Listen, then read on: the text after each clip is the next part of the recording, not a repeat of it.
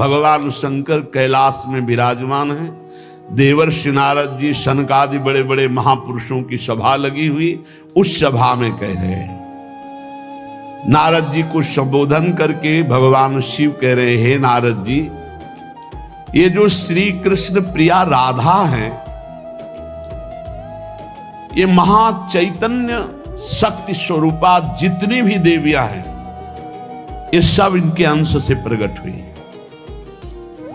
ये अंतरंग विभूति हैं, इसीलिए इनको कोई जानता नहीं, अत्यंत गोपन तत्व हैं, इसीलिए इनका एक नाम गोपी है। श्री कृष्ण सदैव इनकी आराधना करते, इसलिए नाम इनका राधा है, और ये सदैव श्री कृष्ण की आराधना में रहती, इसलिए इनका एक नाम राधिका है। ये और श्री कृष्ण दो नहीं है, श्री कृष्ण में राधा है, राधा में श्री कृष्ण है। ये राधा परा देवता है।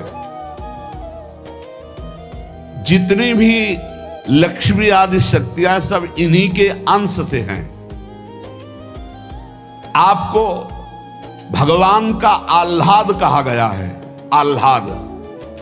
और जब मूर्तिमान ये हुई तो राधा कहेंगे, किशोरी जी कहेंगे। और तत्कला कोटि कोट्यंसा, भगवान शिव बोल रहे हैं, तत्कला कोटि कोट्यंसा दुर्गाद्य त्रिगुणात्मिका। दुर्गा आदि जितनी त्रिगुणात्मिका दैवी शक्तियां हैं, ये इनके कला से करोड़वें अंश में प्रकट है। ये ही प्रकट है, पर करोड़वें अंश में प्रकट है। हम नहीं कह रहे, ये भगवान शिव कह रहे हैं। जो राधा कृपा कटाक्ष पढ़ते हैं, वो पढ़ के देखे, आखिरी में भगवान शिव कह रहे हैं, क्रियेश्वरी, मखेश्वरी, स्वधेश्वरी, त्रिवेद भारतीश्वरी, प्रमाण शासनेश्वरी। हमारे यहां सुधा निधि में महाप्रभु हरिवंश चंद्र जी कह रहे हैं, प्रेमणा सन्मधुरोज्ज्वल हृदय संगार लीला कला वैचित्री परमावधिर भगवता पूज्य विकापी सता ईशानी च सची महासुख तनु शक्ति स्वतंत्रा परा श्री वृंदावन नाथ पट्ट महिषी राधयु सेव्यामम। बोले तत्कला कोटि कोट्यंसा, कला उन्हीं की कला, राधा की ही कला, श्री किशोरी जी के ही अंश से करोड़ों अंश में सब शक्तियों का प्रादुर्भाव हुआ।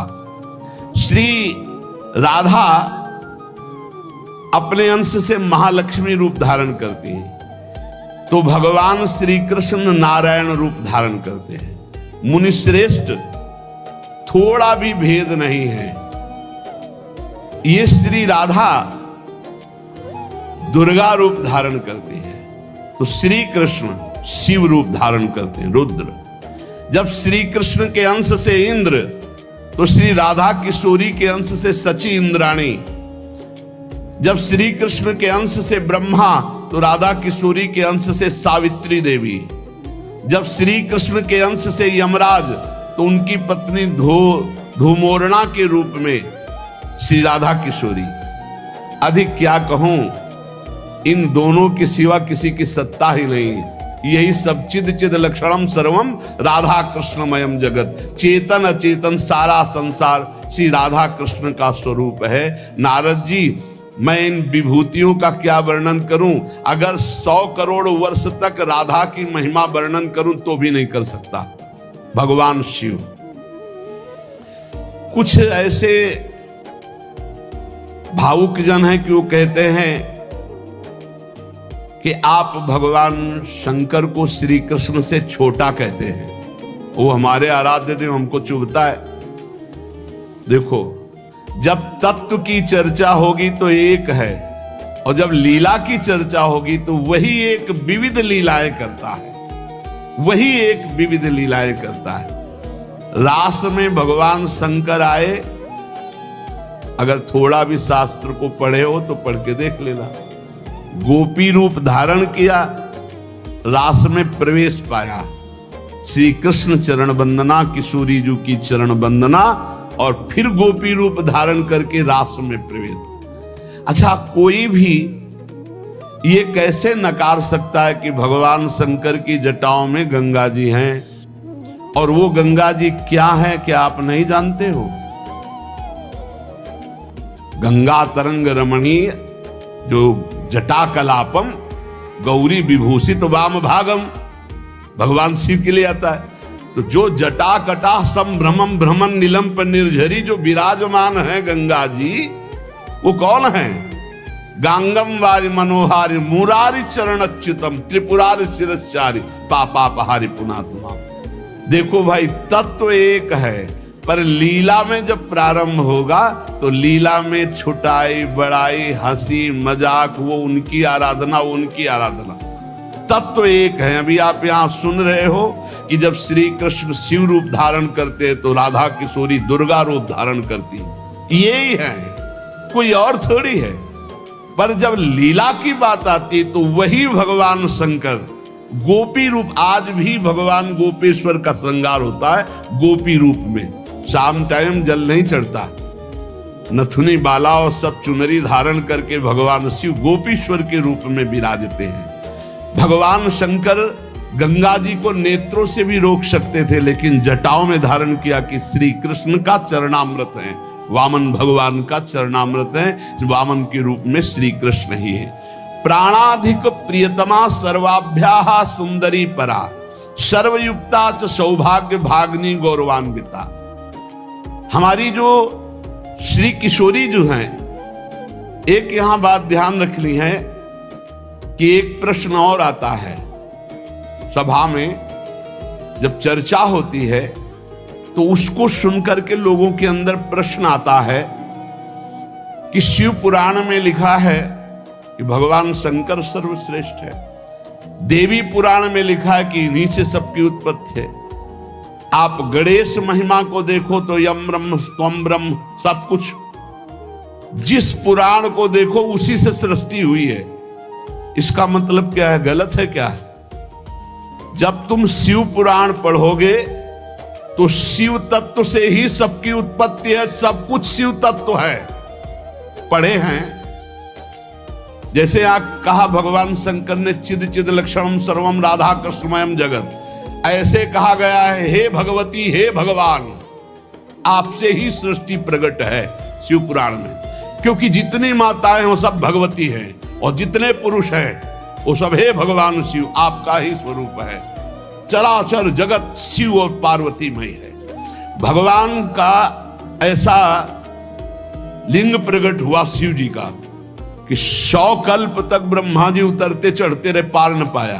फिर भगवान विष्णु उसमें पढ़ना शिव पुराण में, हम तो पढ़ करके बात कर रहे हैं, आर पार नहीं पाया। भगवान शिव से ही नारायण का प्रादुर्भाव होता है, भगवान का प्रादुर्भाव होता है, भगवान शिव से ही ब्रह्मा का प्रादुर्भाव होता है। जब देवी भागवत पढ़ो तो सब कुछ देवी जी से प्रकट हुआ। तो क्या झूठा है क्या? पुराण कोई झूठे हैं क्या? तो अगर उनसे प्रकट हुआ तो इनसे कैसे? भागवत पढ़ करके देखो तो श्री हरि से नाभि कमल से ब्रह्मा, ब्रह्मा की भ्रकुट से शंकर, रुद्र का अवतार। उधर पढ़ करके देखो तो उन भगवान शिव से ब्रह्मा और श्री हरि प्रकट होते हैं। देवी भागवत पढ़ करके देखो तो देवी शक्ति। ये है क्या? तत्व। तत्व एक है, वही परमात्मा है, वही। जब शिव पुराण पढ़ोगे तो सब कुछ शिव की, जब भागवत पुराण पढ़ोगे तो सब कुछ श्री हरि का, और जब देवी भागवत पढ़ोगे तो सब कुछ वही। देवी प्रपन्नार्थ हरे प्रसीद प्रसीद मातर जगतो खिलस्य प्रसीद विश्वेश्वरी पाहे विश्वम त्वमीश्वरी देवी चराचरस्य। हे देवी, तुम ही चराचर में व्याप्त हो, तुम ईश्वरी हो, तुम सर्वशक्तिमान हो, तुमसे बढ़कर कोई नहीं। क्या समझते हो? जो जहां है वही परम तत्व है और वो वही सब कुछ है। इधर से हम देखेंगे तो कृष्णाकार, उधर से देखोगे तो शिवाकार, उधर से देखोगे तो दुर्गा में, उधर से देखोगे काली में। जो बोलो वही परम तत्व है। पर जब हम लीला का गायन करते हैं तो लीला में विभाग हो जाता है। वही एक परमात्मा, वेद कहता है एकोहम बहुश्यामा, मैं एक बहुत रूपों में हो जाऊं। अब वही परमात्मा शासक बन गया, वही शासित हो गया, वही धर्मात्मा बन गया। उसी के छाती से धर्म प्रकट हुआ, उसी के पीठ से अधर्म प्रकट हुआ। अधर्म करने वाला दंडनी हो गया, धर्म करने वाला बंदनी हो गया। लेकिन दंडनी और बंदनी में, दोनों में एक तत्व विराजमान। तत्व में अंतर नहीं। ये जो समझते नहीं ना, लीला को समझते नहीं है और तत्व को समझते नहीं, तो ये झगड़ा करने लगते हैं कि शिव को छोटा कैसे कह दिया। पूछो शिव जी से जाके, अरे उनको देखो तो रात दिन भगवत श्री हरि चर्चा करते रहते हैं, और हरि को देखो, उनसे पूछो जाके कि तुम्हारे आराध्य देव कौन है, बोलेंगे शंकर। हरि से पूछो कि तुम्हारा गुरु कौन, बोले शंकर। और शंकर जी से पूछो तुम्हारा आराध्य देव को, बोले हरि। और हम आपस में लाठी चलाएं। अरे वो एक है, वो एक है, वो अनेक है। अनेक होते हुए भी एक है, एक होते हुए भी अनेक है। इस बात को समझो। जब देवी भागवत, तो देवी ही सब कुछ है, देवी के ही अंश से राधा है, समझिए आप। जब हम वृंदावन से बोलेंगे तो राधा के अंश से देवी है। जब आप शिव पुराण से बोलेंगे तो शिव के अंश से हरि हैं, और जब भागवत पुराण से बोलेंगे तो हरि के अंश से शिव है। आप इस बात को समझिए। जब लीला का बात, लीला प्रसंग आएगी तो उसमें भेद हो जाते हैं। जैसे ब्रह्म ऋषियों ने विचार किया कि इन तीन महान भगवत स्वरूपों में कौन सबसे बड़ा है। क्या उन ब्रह्म ऋषियों को पता नहीं कि हरि ही ब्रह्मा है, ब्रह्मा हरि ही शिव है। शिव ब्रह्मा और हरि में किंचित मात्र भेद नहीं। स्वयं भगवान बोले, मैं ही हर हूं, मैं ही विधि हूं, मैं ही हरि रूप हूं। जगह जगह वर्णन है। लेकिन जब भृगु जी परीक्षा के लिए गए तो ब्रह्मा जी के सामने जाके ऐसे खड़े हो गए। यह भद्रता है गुरुजनों के सामने ऐसे खड़े होना, ऐसे नहीं खड़े हुआ जाता, ये अभद्रता कही जाती। गुरुजनों के सामने सावधानी पूर्वक हाथ जोड़कर या बहुत नम्र ऐसे। अब वो गए और ऐसे खड़े हो गए। ब्रह्मा जी ने कहा तो सभा की मर्यादा के विरुद्ध है, पर भृगु जी उनके पुत्र हैं, थोड़ा गुस्सा आया पर शांत रहे। शंकर जी के पास गए, बोले आओ भाई, बहुत दिनों बाद आगमन हुआ भृगु जी से। बोले हम तुम्हारे गले नहीं लगते, परम पवित्र रहते हैं। उठाया त्रिशूल उन्होंने, हमको। भृगु जी शांत होकर के वहां, और भगवान हरि के पास गए, सैया में पड़े हुए थे, सीधे लात मारी जाके, सीधे छाती पे लात। भगवान उठे और कहा मुझे पता नहीं था आप आ रहे हो, नहीं आपकी अगवानी करता। और चरण दाबने लगे, बोले आपके चरण बहुत कोमल है, मेरी छाती बहुत कठोर, कहीं चोट तो नहीं लग गई। और आज के बाद जब जब अवतार भी लेंगे तब तक आपका भृगु चरण चिन्ह ये हमारे छाती पे बना रहेगा, ये हमारा बड़ा सौभाग्य। आंसू आ गए भृगु जी के। अब आप क्या कहेंगे? कोई छोटा बड़ा नहीं। जब लीला होती है और एक ही तत्व है तो रंगमंच पर वही सब रूप धारण किए, जगन नाटक वही भवा, इस बात को सब। पर जब हम किशोरी जी की बात कहेंगे तो किशोरी जी के अंश से सब शक्तियां हैं। और जब आप दुर्गा की बात करें तो आपको वहां से दिखाई देगा किशोरी जी दुर्गा जी के अंश है, क्योंकि इधर से अंश वो, उधर से अंश वो उनकी अंशी, वो उनकी अंशी, कोई अंतर नहीं। इधर से हम बोलेंगे श्री कृष्ण के अंश से शिव, और जब शिव पुराण में पढ़ोगे तो शिव जी के अंश से श्री कृष्ण। अब इसमें संशय थोड़ी, क्योंकि वही एक तत्व है, विविध प्रकार से लीला कर रहा है। इसलिए भ्रम का तो ध्यान छोड़ दो, भ्रम छोड़ दो। जब जब जैसा अवसर आया वही रूप धारण किए तत्व विराज। पर जब लीला की चर्चा होगी तो माधुर्य रस में ऐश्वर्य का प्रवेश नहीं, भगवान के ऐश्वर्य का प्रवेश नहीं, तो और ऐश्वर्य शक्तियों की तो बात जाने दो। कभी आपको कोई भी शास्त्र मिला हो कि ब्रज में सुदर्शन चक्र का प्रयोग भगवान ने किया या प्रवेश हुआ, तो हमें बताना। कभी दिव्य वैभव का प्रयोग, क्योंकि ये माधुर्य का क्षेत्र है, ये जो ब्रज है ये वात्सल्य माधुर्य। कभी सुदर्शन चक्र से ब्रज में किसी को मारा हो, मुझे तो याद नहीं है। आप लोगों को कोई याद आवे तो हमको भी बता देना, क्योंकि अभी तक तो नहीं पढ़ा है। आगे अगर किसी को लगे, दूध पीते हुए पूतना को मारा, प्रवेश करके अघासुर को मारा, फाड़ के बकासुर को फेंक दिया, और उसका पैर पकड़ के धेनुकासुर को मारा। बस यही थप्पड़ घूसा इसी से पहुंचा दिया है। ना तो कौमोदकी गदा आई है, ना प्रभु की तलवार आई है, ना यहां सुदर्शन चक्र आया है, ना यहां दारुक सारथी रथ लेके आया है। ये ऐश्वर्य नहीं, ये प्रेम देश है, ऐश्वर्य का प्रवेश नहीं है यहाँ। और जहां कहीं ऐश्वर्य का कुछ दिग्दर्शन कराना चाहा तो वहां वात्सल्य ने डांट लगा दी है। जैसे मुख में जब मिट्टी खाई हो ऐश्वर्य दिखाना शुरू किया तो वात्सल्य ने डांटा है, यहाँ नहीं।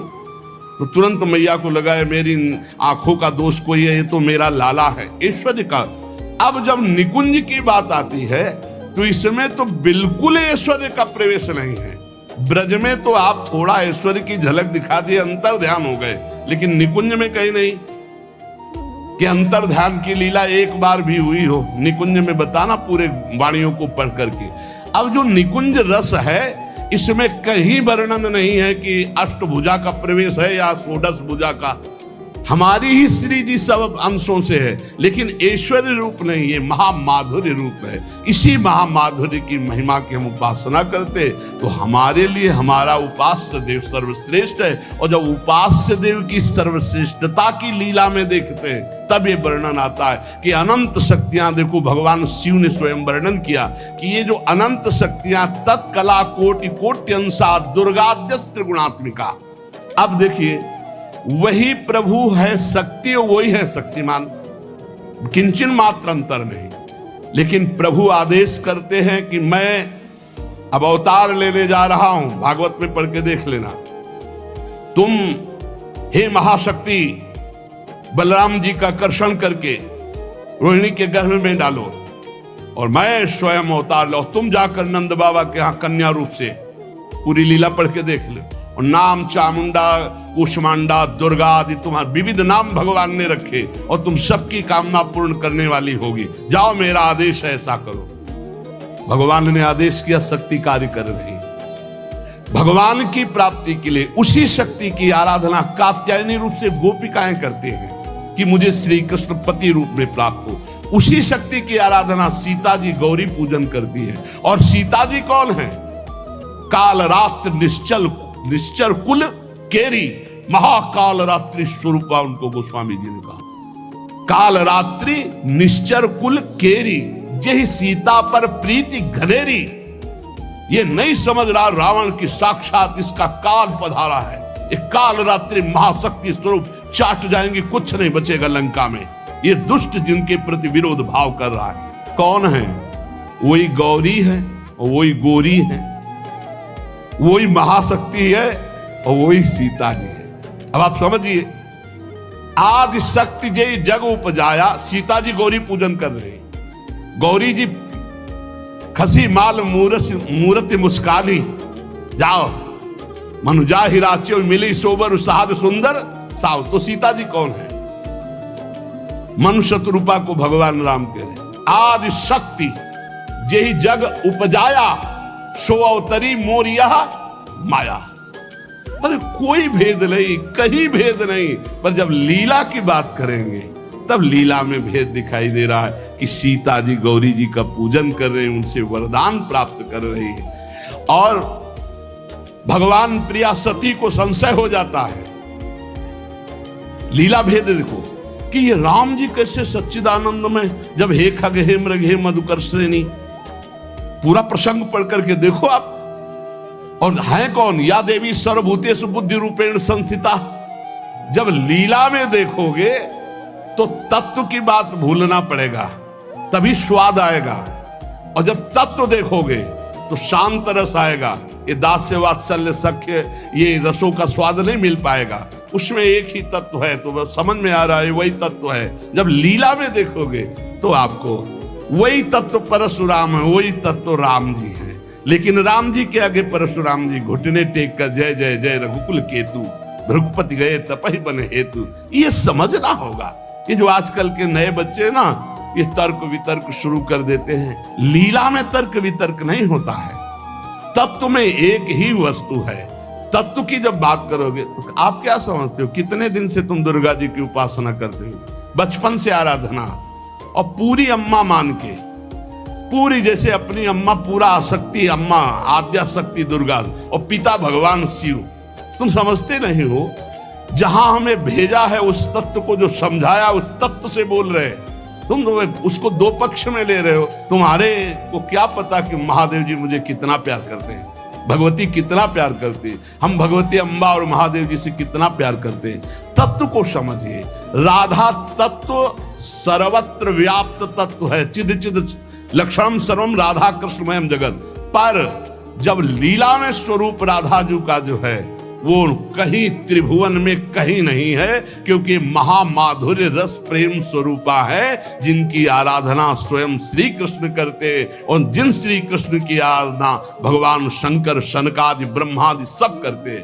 ये हमारे उपास्य देव है। और जब आप अपने उपास्य देव के विषय में जैसे बोले कि श्री कृष्ण जिनके सेवक हैं ऐसे महादेव, कोई परेशानी नहीं। श्री कृष्ण जिनके सेवक हैं ऐसे महादेव, क्योंकि हमें पता है कि तुम जो बोल रहे हो वो सत्य बोल रहे हो, क्योंकि वैसे ही उस तत्व को देखा जाता है। ये तत्व है ही ऐसा कि हम जिस भावना से जैसे देखें वैसे दिखाई देगा।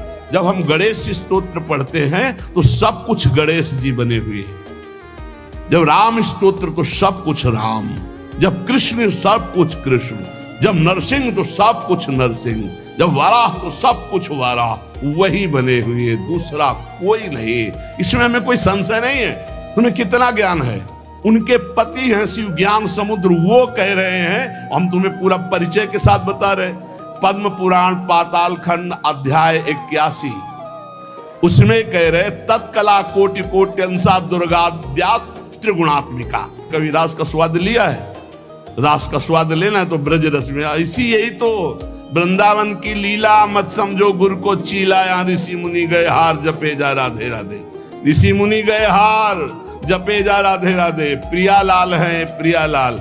अगर हम जो बोलते हैं उसकी बात को समझ लेना। कह दो कहाँ प्रमाण है तो हमारी छाती प्रमाण है, खिलवाड़ मत समझना। अगर तुमने राधा किशोरी की अवहेलना करके कहा कि अम्बा, जब जड़ भरत जी के ऊपर गड़ासा चलाने की बात अंबा के ही सेवकों ने किया तो भद्रकाली सहन नहीं कर पाई और मूर्ति फोड़कर प्रकट हो गई, काट के फेंक दिया अपने ही उपासकों को। होश में रहे ना, राधा किशोरी है।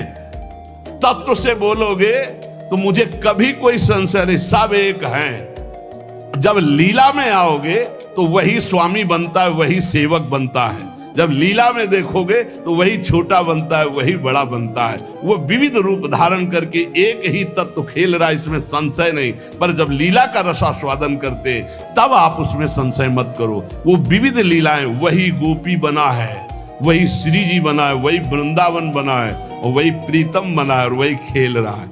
वही नरक बना है, वही अधर्म बना है, वही दंड विधान बना है, वही रोग बना है, वही विविध प्रकार की यातना बना है। समझो ना, जो नरक भी वही बना। तो जब नरक नहीं था तब कौन था?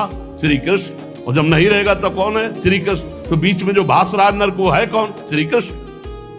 अब ये जान जाओ तो नरक ही नहीं है, परम पद के अधिकारी हो गए। जब यही नहीं जान रहे तो दुखप्रद है, अगर जान गए तो वो सुखप्रद है। अगर जानकारी का भी विस्मरण हो गया और सच्चिदानंद में स्थित तो आप ही वो हो, जानत तुम्हें हो जाए। तुम भी वही हो जो शिव, जो कृष्ण। जब तत्व में आओगे तो तुम भी वही हो, कोई किंचन मात्र अंतर नहीं। वही एक परमात्मा तत्व विविध रूप में खेल रहा। चिद चिद लक्षणम सर्वम राधा कृष्णमयम जगत ईशावास्यमिदं सर्वम यत् किंचे जगत्याम जगत। और सच्ची मानो बिना भजन के समझ नहीं सकते रे। हमारी भाषा समझ ले। ये तर्क वितर्क से नहीं समझ सकते। जब तक ब्रह्मचर्य नहीं रहोगे, पवित्र आहार नहीं करोगे, लाखों नाम जप नहीं करोगे, तब तक वैसे समझ जाओगे ये कोई बातों का विषय है। भजन नहीं करोगे, परमात्मा तत्व तुम्हारे तर्क वितर्क से समझ में आएगा।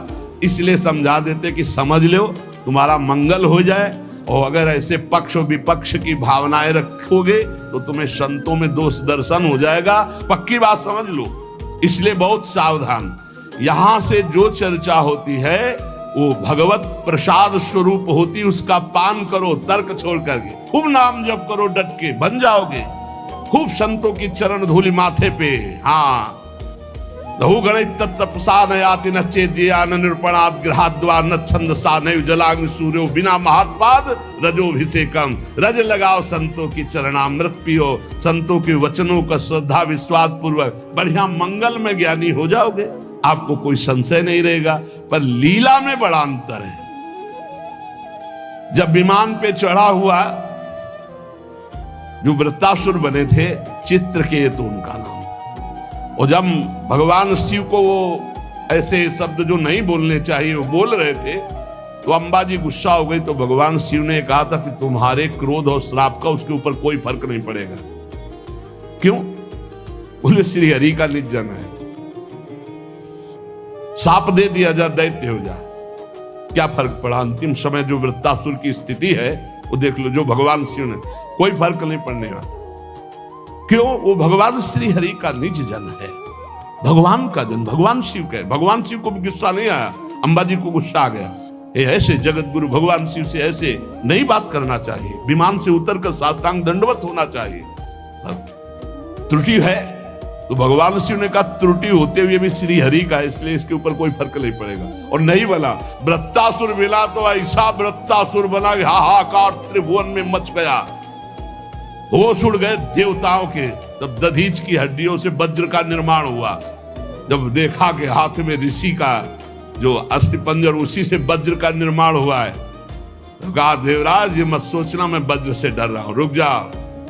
भगवान हरि से बात की, जैसे छोटा सा बछड़ा अपनी मां की, जैसे घोंसले में बिना पंख उगे हुए बच्चा चिड़िया का अपनी मां का, जैसे परदेश गए हुए पत्नी अपने पति का चिंतन, हे नाथ ऐसे ही हमारी वृत्ति आप में लगी रहे। और आज चलाओ, ये अमोघ है, चिंता मत करो, ये अमोघ है, मेरे ऊपर चलाओगे विध्वंस हो जाऊंगा, क्योंकि मैं जानता हूं ये क्या स्थिति वृत्तासुर की। अंतिम समय एकदम भगवदाकार वृत्ति जो बड़े बड़े ब्रह्म ऋषियों की होती है, वही महाभागवत वृत्तासुर। इसलिए हरि सर्वत्र सब रूपों में व्याप्त है, इसमें कोई संशय नहीं। मत्तः परतरम नान्यत् किंचिदस्ति धनंजय। पर पुराणों में जो है, जहां जिस पुराण की चर्चा वही सर्वोपरि है। अगर देवी भागवत तो सर्वोपरि, उसी से सबका प्रादुर्भाव, शिव पुराण तो सर्वोपरि, उसी से सबका प्रादुर्भाव, गणेश तो उसी से सबका प्रादुर्भाव, आदि गणेश जिसकी पूजा ब्याह में माता पार्वती और भगवान शंकर भी करते हैं। जिधर देखो उधर वही परम तत्व है, इसलिए कोई छोटा नहीं। पर जब लीला में आएगा तो एक स्वामी बनेगा, एक सेवक बनेगा, विविध प्रकार की लीलाएं होंगी। लीला में प्रश्न नहीं, तत्व में अगर प्रश्न उठाओ तो एक ही तत्व है, उसमें कोई अंतर नहीं। पर जब लीला होती है, जैसे अब शिष्य की लीला, गुरु की लीला, अपराधी की लीला, जीवन मुक्त की लीला, लेकिन तत्व एक ही है, तत्व में अंतर नहीं है। अब तत्व का भाव अंदर जब जागृत हो जाएगा तो जानत तुम्हें हो जाए, वो वही बन जाएगा, उसमें कोई अंतर नहीं। पर लीला में अंतर जीवन भर बना रहेगा। तत्वबोध होने के बाद ऐसा थोड़ी कि गुरु के समान जाकर आसन में बैठ जाए, चाहे जितना बड़ा तत्व ज्ञानी हो, जब गुरु बैठे होंगे तो सर झुका के उनके चरणों में बैठेगा। तत्वबोध हो चुका, जानत तुम्हें हो जाए, वो भगवान स्वरूप हो चुका है, लेकिन गुरु है इसलिए नीचे बैठेगा। इसलिए कभी कोई भगवत चरित्रों पर संशय ना करे, कोई छोटा बड़ा नहीं है। पर जब खेल खेलने में उतरते हैं तो वही तत्व छोटा बनता है, वही बड़ा बनता है, वही स्वामी बनता है, वही सेवक बनता है। विविध प्रकार से वो जगन नाटक वैभवा अपने जगत में नाटक का स्वरूप करके वो वैभव प्रकाशित कर रहा है। ये खेल जान जाओ, या रहस्य रघुनाथ कर बेग न जाने कोई, जो जाने रघुपति कृपा तो सपने मोह न होए। ये जो अज्ञान की बातें करते हैं, इनके अंदर भजन नहीं, इसलिए जान नहीं पाते। प्रवचन धंधा नहीं, प्रवचन है ये, जो तुम्हारे हर दुर्गुण दुराचार का नाश करके तुम्हें सत्मार्ग में स्थापित कर देगा। ये वो नहीं है, ये कोई धंधा नहीं, ये केवल भगवत प्राप्ति के लिए। और यहां जितनी चर्चा होती है वो सब उसी एक तत्व की होती है, और उसी एक तत्व में कोई स्वामी है, कोई सेवक है, कोई महान है, कोई छोटा है, बस तत्व में अंतर नहीं। आपने लाखों बार सत्संग में सुना होगा कि तत्व एक ही है, इसमें कभी संशय नहीं है। हाँ, जब उसकी लीला चलती तो लीला में भेद है, और लीला रसास्वादन में भेद है, और रस की भाव गरिमा में भेद है। जैसे कोई सखा है तो कोई दास है, कोई गोपी है तो कोई सहचरी है, और अलग अलग भावों से उसी परमात्मा तत्व का रसास्वादन हो रहा है। अंतर की, इसलिए सब संशय छोड़कर एकमात्र भगवद आश्रित जहां तुम जो हो। गणेश उपासक के लिए सर्वोपरि गणेश, सब उनके नीचे। देवी उपासक के लिए सर्वोपरि देवी, सब उनके नीचे। शंकर उपासक के लिए शंकर जी सर्वश्रेष्ठ, उनके सामने। कृष्ण उपासक के लिए कृष्ण सर्वश्रेष्ठ, राम उपासक के लिए राम। हमें कोई संशय नहीं, क्योंकि वही तत्व बैठा हुआ है।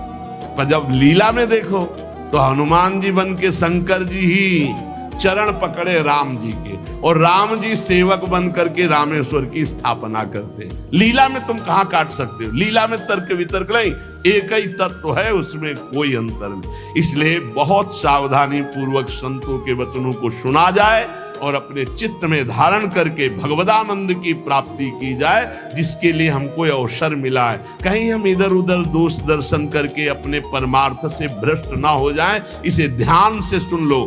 जो जिनकी उपासना कर रहा है उसके लिए वो सर्वोपरि है। सर्वोपरि इसलिए कि वही सर्वोपरि तत्व है, दूसरा कोई नहीं है। पर जो जहां उपासना कर रहा है उसके लिए ये गर्व होना चाहिए कि हमारे उपास्य देव सर्वोपरि हैं। तर्क की जरूरत नहीं, मान्यता की जरूरत है। आप सर्वोपरि मानेंगे तभी तो आपका मन आराध्य देव में पूर्ण समर्पित होगा। और जब आप अनुभव करेंगे तो सब रूपों में मेरा ही आराध्य देव है, ऐसा आपको अनुभव होगा। और यही अनुभव होना परम सत्य अनुभव होना है। इसलिए खूब नाम जप करो, अच्छे आचरण करो, तर्क वितर्क मत करो। लीला अलग क्षेत्र है, तत्व ज्ञान अलग क्षेत्र है। तत्व का बोध होना और लीला में प्रवेश होना, दोनों में बहुत अंतर है। जब लीला की बात आएगी तो तत्व अंतर ध्यान हो जाता है, नहीं तो कैसे ध्यान है? मेरे प्रभु, इस समय मेरे प्रभु को शयन कराना है, मेरे प्रभु को भोग लगाना है, इस समय मेरे प्रभु को मंगलारती, इस समय मेरे प्रभु को जल पिलाना है, इस समय मेरे प्रभु को इत्र लगाना है। ये हम तत्व से थोड़ी देख रहे, हम भाव से देख रहे। भावोत्सवेन भजताम रस कामधेनु। और जब हम भाव से देखते हैं तब हमको ये दिखाई देता है कि हमारी श्री जी के समान केवल श्री जी है, दूसरा कोई नहीं है। क्योंकि दूसरा कोई है ही नहीं। मेरे तो गिरधर गोपाल, दूसरो न कोई। ये हमको देखना, मीरा जी से लड़ना थोड़ी है कि करो पूजा भाई, हम परेशान कब कर रहे हैं? हम तो कह रहे मेरे तो गिरधर गोपाल, दूसरों न कोई। उनकी नंद कह रही थी ये हमारी कुल देवी पूजा को, बोले करो ना। बोले नहीं तुमको करना पड़े। बोले हम तो नहीं करेंगे, हमारे तो गिरधर गोपाल, दूसरों न कोई। जाके सिर मोर मुकुट मेरो पति सोई। उनका नहीं करना चाहिए। बोले क्यों करना चाहिए? बोले सुहागवती होती तो विधवा थी। बोले तुमने कुल पूजन नहीं किया क्या? तुम क्यों वैधव्य को प्राप्त हो? बस यही जगह से शुरू हो गया था उसका द्वेष भाव, बहुत प्रचंड द्वेष। तो सच्ची मान लो, हमारी प्रार्थना मान लो, झगड़ा झंझट की भावनाओं का त्याग करके एक ही परम तत्व है। जब लीला में उतरता है तो आप पढ़ के देख लो भागवत में। भरत जी जो जड़ भरत जी के रूप में है, देवी उपासक उनको ले गए और बलि देना चाहते थे। तो जो ही सर झुकाया तो अंबा जी के हृदय में आग लग गई। ऐसे परम निर्मल पुत्र का वध मां सह सकती है? हाल करके मूर्ति प्रकट हो गई, काट के फेंक दी। भागवत में पढ़ के देख लो भाई। वही परम तत्व है जो श्री कृष्ण है, वही काली है, जो काली है वही श्री कृष्ण है। मुझे समझने में इतना भी भेद है, लीला में बड़ा भेद है। लीला में जब आते हैं तो अलग अलग रसास्वादन हो जाता है। तो लीला रसास्वादन पाने के लिए चरणों में जाकर के अपने अपने गुरुजनों की आराधना करो, खूब नाम जप करो। जब लीला चरित्र का प्रकाश होगा तब आप जान पाओगे।